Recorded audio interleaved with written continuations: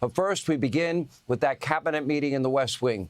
Look, unlike the last administration, Trump officials, they actually meet and report back to you, the American people, all of you, with transparency that is unprecedented. What a change a couple of months can make. Take a look.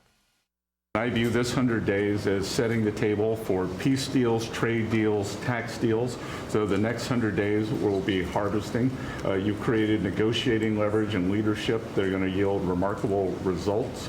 Energy costs have plummeted, mortgage rates are down, food costs are moving lower, and American families are finding their financial footing again. We've been working very closely with your great Attorney General's team at the DEA to get these known cartels into our systems, to be able to stop them at the border, and turning over names to Department of Homeland Security and the FBI to be able to find those who are already here in our country. Over the past 100 days, we are already making America healthy again. We announced last week the ban on the 9 petroleum-based synthetic dyes, food dyes. Within 2 years, within 2 months, we're going to ban the worst 2 of them. This president inherited 30 years of foreign policy that was built around what was good for the world. In essence, the decisions we made as a government in trade and foreign policy was basically, is it good for the world? Is it good for the global community? And under President Trump, we're making a foreign policy now that's, was it good for America? Is it good for you? Trump 101, transparency, accountability, nonstop action, multiple fronts. As always, the state-run legacy media mob, they will lie, they will mislead, they will create false narratives. But frankly, it no longer matters. Very few people are watching and listening to them. Trump, his White House officials, they speak directly to you every single day. All day. And in the process, the president continues to stomp on the credibility of America's self-proclaimed, quote, journalists. Take a look at last night's explosive interview on ABC. Take a look.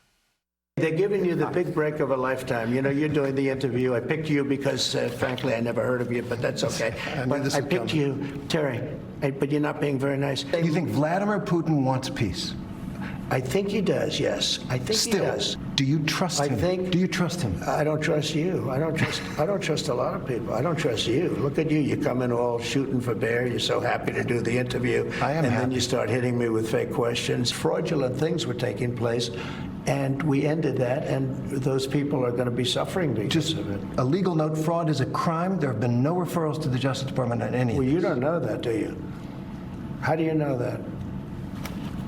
Have there been referrals to the, are there criminal referrals? How would you know that there were no referrals? I think there were referrals. They generally are. There's been no investigation from the Justice Department. How do you know that? I'm asking you, sir. No, you're not asking me. You made a statement. You're not now asking I'm asking me. you. That was a statement that you made. Wow. Now, that is a beatdown of all beatdowns. According to multiple polls, the legacy media mob, their credibility at an all-time low after getting exposed. Why? Over and over and over again by President Trump. And with all they threw at him, he's still president. Look at your screen. To commemorate Donald Trump's first 100 days, the White House brilliantly published a massive list of all the hoaxes pushed by the Democrats and the legacy media mob from just the first 3 months of Trump's second term. Let's see, false claims about airplane crashes going up under Trump, a fake story about ICE agents in an elementary school, a phony denial surrounding Biden's very real transgender mouse program, a bogus story from the AP about Tulsi Gabbard and Vladimir Putin, and so much more. We'll keep scrolling. And despite all the misinformation, all the hysteria, all the breathless reporting that is fake and phony and conspiratorial, there's still one group of people that are polling worse.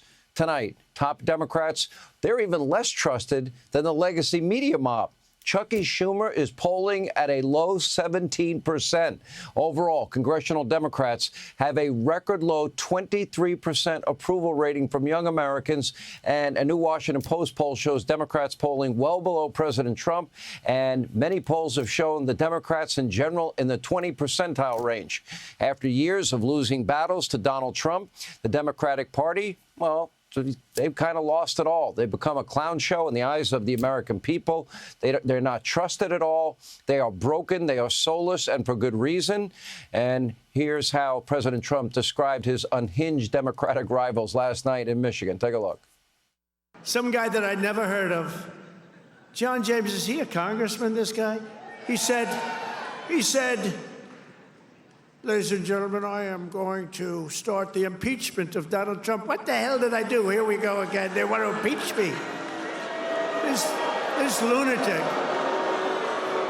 This lunatic, he was up. Actually, I had the television way down, and I said to our great First Lady, listen, did I just hear I was being impeached again? We're getting good at this, though. No, they've gone totally crazy. These people, and you know what? They've totally lost their confidence, too. They can't even tell a lunatic like this dumb guy that said it. And then you have the other one that's always with the cane. He's always impeaching, and he raises his cane. Enjoy every moment. There's nobody else like this guy. Tonight, there is some good news on the left. At least one elected Democrat seems to be coming to her senses. You know, the old saying, if you can't beat him, join him. Well, apparently, Michigan Governor Gretchen Whitmer actually wants manufacturing back in her state of Michigan. Good for her. Last night, she dared to appear on stage with President Trump, and during a big announcement about new state-of-the-art fighter jets for a Michigan air base that she fought hard to save. Credit to her. Needless to say, Whitmer's followers, the Democrats, they are livid. But this is the difference between Trump and the Republican Party. Old rivals are welcomed into the fold with open arms versus the radical far-left Democratic Party that wants to outlaw, vilify all political differences. And that's why Chuck Schumer and Hakeem Jeffries, there's only two parties in America, patriots and traitors. Oh, okay. Hey, Sean Hannity here. Hey, click here to subscribe to Fox News YouTube page and catch our hottest interviews and most compelling analysis. You will not get it anywhere else.